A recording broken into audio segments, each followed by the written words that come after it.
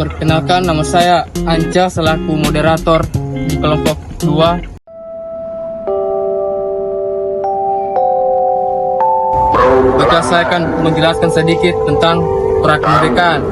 Prakemerdekaan Indonesia mengacu pada periode sebelum Indonesia meraih kemerdekaannya.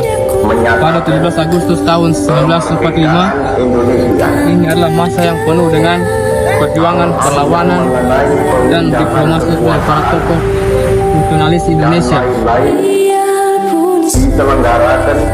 Penjajahan Belanda 1600 sampai 1942, di mana awal mulanya Indonesia dijajah oleh POS.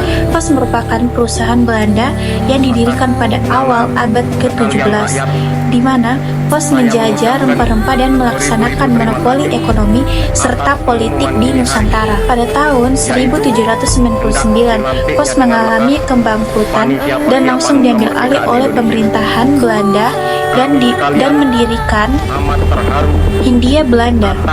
Sejumlah perlawanan lokal terhadap penjajahan Belanda yang terjadi seperti Perang Diponegoro, Perang Aceh, dan Perang Bali. Oke, saya akan melanjutkan materi yang kedua tentang awal kebangkitan nasional tahun 19-an. Pada awal abad ke-20 mulai muncul kesadaran nasionalisme di kalangan intelektual dan pemuda Indonesia. Sejumlah organisasi pergerakan dibentuk seperti Budi Utomo tahun 1908, organisasi modern pertama di Indonesia yang menginspirasi gerakan nasionalisme. Selanjutnya Syarikat Islam tahun 1912, gerakan nasional yang memadukan ideologi Islam dengan perjuangan politik. Dan selanjutnya DISC Partai tahun 1912, partai politik pertama yang secara tegas menyerukan kemerdekaan Indonesia. Pergerakan nasionalisme semakin kuat dengan berdirinya Perhimpunan Indonesia tahun 1922 di Belanda dan lahirnya Partai Nasional Indonesia tahun 1927 yang dipimpin oleh Soekarno.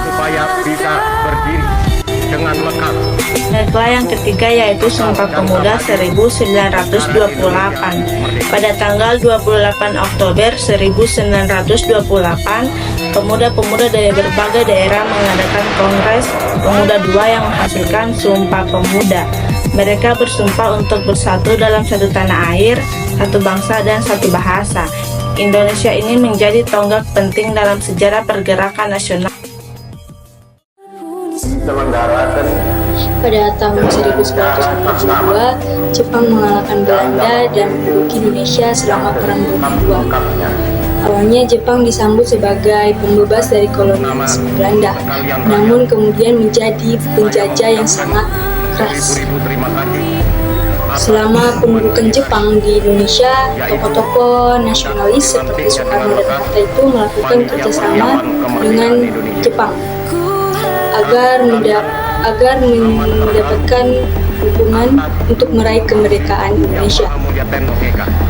Setelah itu, Jepang membentuk BPUPKI atau Badan Penyelidik Usaha Persiapan Kemerdekaan Indonesia di tahun 1945 yang menjadi fungsi langkah awal untuk mempersiapkan kemerdekaan Indonesia. Proklamasi kemerdekaan 1945 setelah Jepang kalah dari Perang Dunia II, terjadi kekosongan di Indonesia pada 17 Agustus 1945. Soekarno dan Muhammad Hatta memproklamasikan kemerdekaan Indonesia, menandai berakhirnya periode pra-kemerdekaan dan dimulainya era kemerdekaan. Masa pra-kemerdekaan merupakan periode penuh perjuangan yang melibatkan banyak tokoh dan peristiwa penting yang pada akhirnya membawa Indonesia menuju kemerdekaannya. Sekian penjelasan dari kelompok 2. Assalamualaikum warahmatullahi wabarakatuh.